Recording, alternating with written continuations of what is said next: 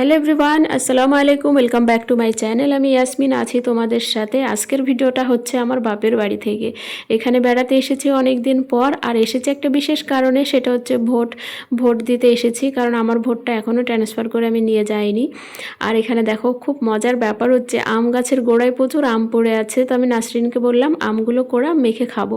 কিন্তু আমার মা বলছে কি, এই আমগুলো কোড়াতে হবে না, আমি গাছ থেকে পেড়ে দিচ্ছি ফ্রেশ ফ্রেশ, সেগুলো খাও।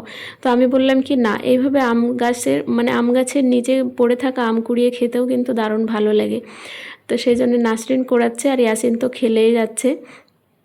আর একটা আমার ছোটোবেলার স্মৃতিও মনে পড়ে যাচ্ছে। গাছগুলো যখন আমার আব্বা প্রথম লাগিয়েছিল, গাছগুলো কিন্তু প্রচুর ছোট ছিল, আর ছোট অবস্থাতেই কিন্তু আম আসতে শুরু হয়ে গিয়েছিল। তো গাছের গোড়ায় বসে আমরা হাত দিয়ে দিয়ে আম পেড়ে খেতাম গাছ থেকে, মানে এতটাই ছোট ছিল আর এত গাছে মানে আম হতো। তো কাঁঠাল গাছেও দেখো প্রচুর কাঁঠাল হয়েছে। আর অনেকেই ভাবে যে আমার বাবার বাড়ি কেমন বা কী, দেখো আমার বাবা কিন্তু চাষি মানুষ, আর আমাদের বাড়িতে সমস্ত রকম ফসল হয়। প্লাস এই দেখো বড় উঠোন আছে, সেটাও তোমরা দেখতে পাবে, ভিডিওটা দেখতে থাকো। আর ওই বাড়ির সামনে দেখো পুকুর রয়েছে, তারপরে গরু আছে, হাঁস মুরগি, মানে সব কিছুই আছে। কিন্তু আমার শ্বশুর বাড়িতে তো চাষবাস ছিল না, তো সেই জন্য অনেকে বলে যে তোমরা এটা পারো না, তোমরা ওই কাজ পারো না, আমরা যেমন করি তোমরা পারো না।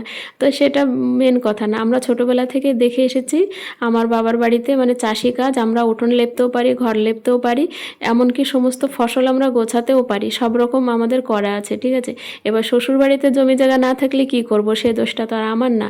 তাই বলে এটা নয় যে আমরা এসব কিছু পারি না বা এরকম আমরা পারবো না করতে।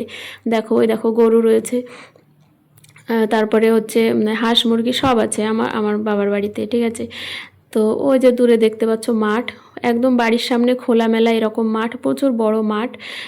তো দক্ষিণ সাইড যেহেতু এই দিক, তো প্রচুর হাওয়া আসে। দেখো এখানে বসলে না মানে গরমই লাগে না, গা হাত পা ঠান্ডা হয়ে যায়, এতটাই হাওয়া। আর ইয়াসিন মজা মজা করে খেলেই যাচ্ছে। এই দেখো কত বড় উঠোন, দেখো এই উঠোনটা আমার মা সারাদিনে অনেক প্রায় 4-5 বার উঠোন ঝাড় দেয়, পরিষ্কার রাখে, যেহেতু গাছপালা রয়েছে, পাতা পড়ে, নোংরা হয়। তো এই যে কত বড় উঠোন। এখন আমার ঘর ছোট, আমার উঠোন নেই, বা আমার এইভাবে মানে চাষি ফ্যামিলির মতো কাজ বাজ নেই বলে অনেকে ভাবে যে আমি এসবগুলো হয়তো আমি পারি না বা পারবো না কখনো করতে।